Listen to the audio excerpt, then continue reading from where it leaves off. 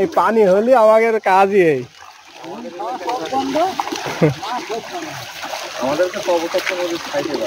ও আপনাদের সাতক্ষীরা বাসা নাকি? ও আচ্ছা, কোথায় যাচ্ছেন?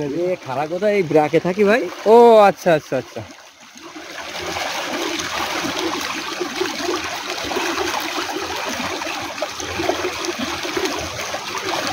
এই হচ্ছে মাছ।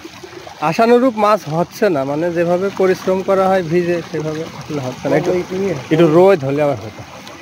মাছ হইলো আপনার এই গত পানিতে ওই ব্রিজি মারিলাম, তা ব্রিজি মানে অতিরিক্ত পানি তো ওই জাল পাততে পারছি না।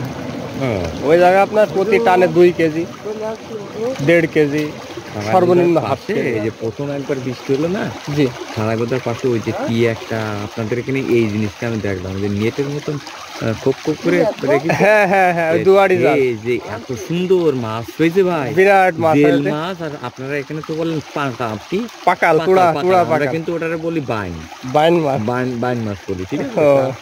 এক ঝুড়ি পালে ভাই 4-5 কেজি হবে। হ্যাঁ, ওই নিয়ে বললো আমি 800 টাকা বিক্রি করবো, আমি সড়ক জমি চলে যাই। হ্যাঁ, মুরব্বীর মতন দুটো সাইড মানে দাঁড়িয়ে আছে, সেই লোক নিয়ে চলে যায়। ওই জাল আবার আমাদের এদিকে খুব চুরি হয়ে যাচ্ছে বলে মানুষজন আর ইয়ে করছে না। একটা জাল ধরেন 4200 টাকা দাম, 4000, কেউ 3800 দিয়ে কিনেছে, কেউ 5000। হ্যাঁ, নিয়ে আই বকুল। আর এখানে তো নোনা জল আসে না, না না না না, আপনার ওই যে চিংড়ি মাছটা আছে না, হ্যাঁ হ্যাঁ, চিংড়ি মাছটা প্রচুর পাওয়া যাচ্ছে। কিন্তু গল্লা হয় তো ভাই, ওই হয় নাই যে সার দেওয়া হয় তো কীটনাশক। হ্যাঁ হ্যাঁ ঠিক, আপনার কথা ঠিক, চিংড়ি মাছ নষ্ট হয়ে যায়।